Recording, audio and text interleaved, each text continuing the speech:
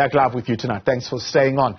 Now, after weeks of preparation for the EFF's national shutdown, the shutdown kicked off late last night, and according to the party, protests will carry on until midnight tonight. After the first few arrests were made late on Sunday night, things got off to a quieter start this morning in most parts of the country. Newzroom Afrika's Andersen takes a look at what's happened so far in the various parts of the country. You can see everybody is going to work. It's just the normal day and all that. Maybe I still have to go and understand in the political dictionary the word shutdown, because I didn't see anything coming close to that. That's Police Minister Becky Cele's view of the EFF's national shutdown protest earlier this morning.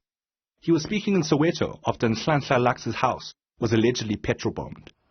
Cele revealed that from Sunday night into Monday morning, at least 87 people in different parts of the country were arrested in connection with violence linked to the planned shutdown.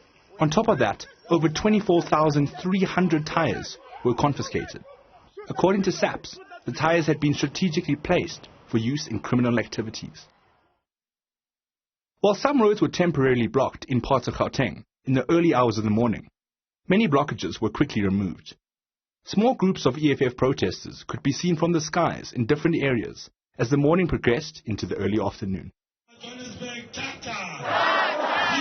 A protesting group also paid a visit to the Johannesburg Stock Exchange in Sandton.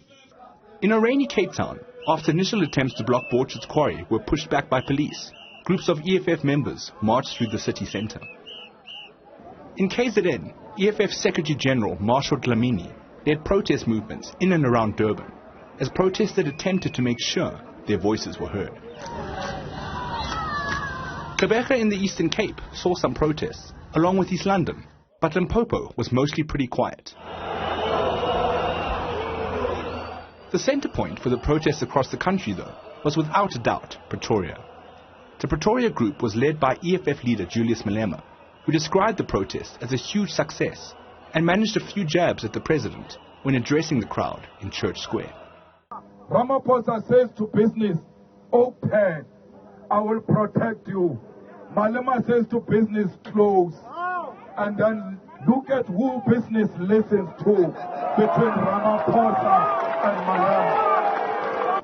This machine I'm running, none of them, none of their great-grandfathers, grandfather, whatever in their family has ever done this. And they will not do it themselves, and their children will never do it. I know, I've lived with them. They suffer from political jealousy. Malema then led the march towards the presidential guest house, arm in arm with the likes of Carl Niehaus, Duduzile Zuma and Zwanele Mani, among others.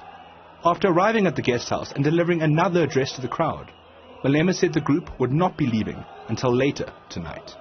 For Newzroom Afrika on Channel 405, I'm Andersen in Johannesburg.